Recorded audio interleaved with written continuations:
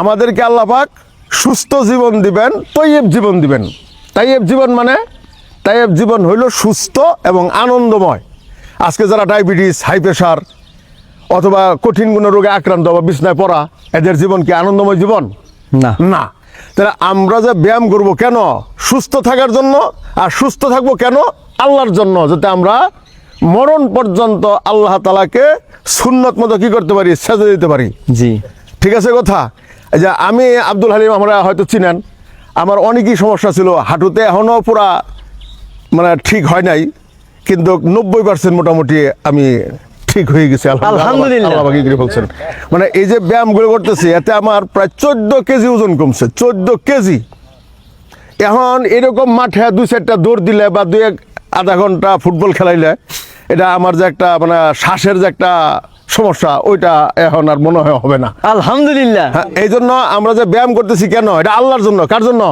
আল্লাহর জন্য। মানুষ অনেক টিটকারি করবে, ওদেরকে আপনি উল্টা টিটকারি দিবেন যে তুই যেমনে চলতেছ, তুমি কয়দিন পরে বিছনায় পড়বা, নয় স্টুক করবা। কথা বুঝে আসছো কিনা? জি। তা হ্যাঁ, আমরা ইনশাল্লাহ একটু হার্ড ব্যায়াম, একটু যা যতটুকু পারবো আমরা একটু জাম্পিং দিব। এই জাম্পিংয়ের একটা লাভ, যেটা আমাদের উস্তাদ বলছিলেন, যে পাখিরা খাবার পাইলেও, পাখিদেরকে যদি আমরা, যে পাখিরা উড়ে, এই পাখিদেরকে খাবার দিলে ওর আন্দাজা যতটুকু খাওয়ার দরকার অতটুকু খাবে, এর বেশি খাবে না। আর আমরা পাইলে ছাড়বো না। আর এই যে এই ব্যায়ামটা যদি আপনারা করেন, আমার সাথে করেন আপনারা, এই যে এই ব্যায়ামটা যদি আপনারা করেন, তাহলে আস্তে আস্তে আপনার প্রোস্টেট গ্ল্যান্ড শক্তিশালী হবে। বুঝতে পারছেন কথা? কোমরে ধরতে হবে, কোমরে ধরেন। এই ব্যায়ামটা কিন্তু আপনার এই রুগীর সংখ্যা কিন্তু অনেক বেশি। ঠিক আছে? এভাবে আপনারা কয়বার করবেন? 10 থেকে 12 বার এক সেট। এভাবে আপনারা 3 সেট পর্যন্ত করতে পারেন। যেমন এই যে আমরা দুটি হাত রাখি পেছনে, এই যে আমরা শুধু কবজি ঘুরাবো। এই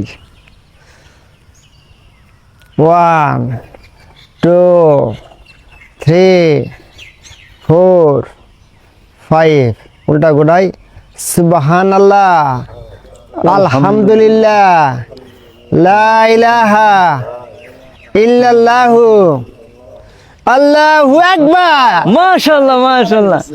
আচ্ছা, আইসা যাবো। আরেকটা ব্যায়াম এভাবে করতে পারি।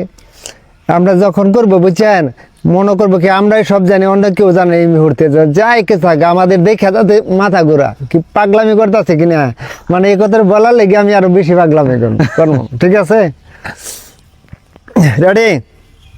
1 2 3 4 5।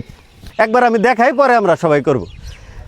ডান দিক দিয়ে এই যে, হ্যাঁ, এইভাবে এইভাবে আমরা কয়েকবার করব, পরে আবার ঘুরে করব। হ্যাঁ, সবাই ব্যালেন্স করি। হ্যাঁ, বাতাস দিব। হ্যাঁ, ইল্লাল্লাহু, আল্লাহু আকবার।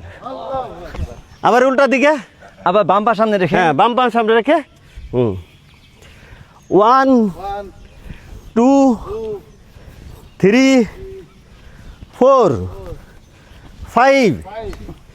সুবহানাল্লাহ, আলহামদুলিল্লাহ, লা ইলাহা ইল্লাল্লাহু, আল্লাহু আকবার। রিল্যাক্স।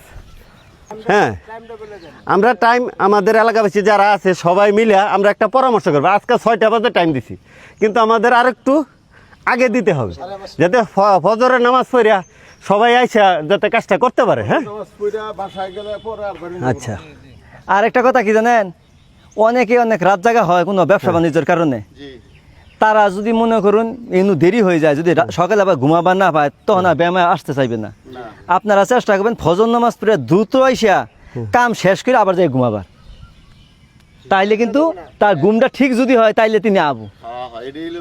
আচ্ছা, না কথা নাকি ঠিক আছে কথা? কারণ তাদের ঘুমের ক্ষতি করুন যাইতো না। ধন্যবাদ রুহুল আমিন ভাইকে। আসসালামু আলাইকুম রহমতুল্লাহ।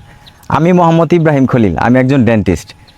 আমিও দীর্ঘদিন অসুস্থ ছিলাম। আজকে সময় স্বল্পতার জন্য আমার কথাটা আজকে শেয়ার না করি, আরেকদিন অন্য সময় আপনাদের সামনে আমি আমার লাইফের যে অবস্থা ছিল, খারাপ অবস্থা, এটা নিয়ে আলোচনা করবো ইনশাল্লাহ।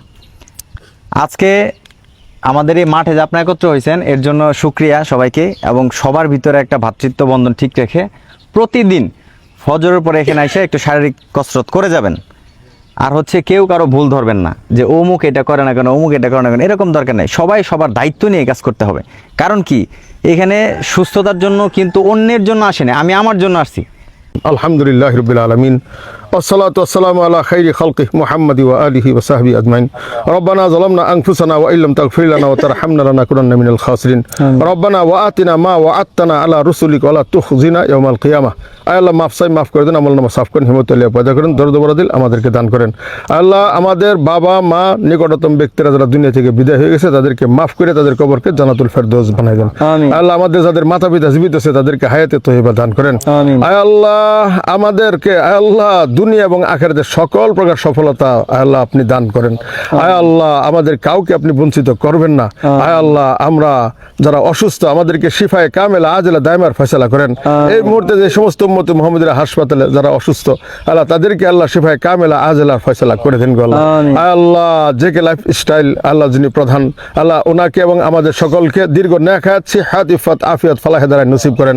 আল্লাহ আমরা যেন আল্লাহ আপনার আমানত আপনার দেওয়া এই মাথা থেকে পা পর্যন্ত প্রত্যেকটা অঙ্গ আপনি যেভাবে সহি সালামত দান করছেন ঠিক ওইভাবেই যেন আমরা কবরে যাইতে পারি আল্লাহ সেই ব্যবস্থা আপনি করিয়ে দিন গো আল্লাহ। আমিন। আল্লাহ যা চাইলাম তাও দেন, যা চাইলাম না আমাদের জীবনে মরণে কবরে হাসরে যখন যাহা যেভাবে যে দরকার হয় তার ব্যবস্থা করে দেন গো আল্লাহ। আমিন। ওয়া সাল্লাল্লাহু তাআলা আলা খাইরি খালকিহি মুহাম্মাদি ওয়া আলিহি ওয়া সাহবিহি আজমাইন বিরহমাতিকা ইয়া আরহামার রাহিমিন।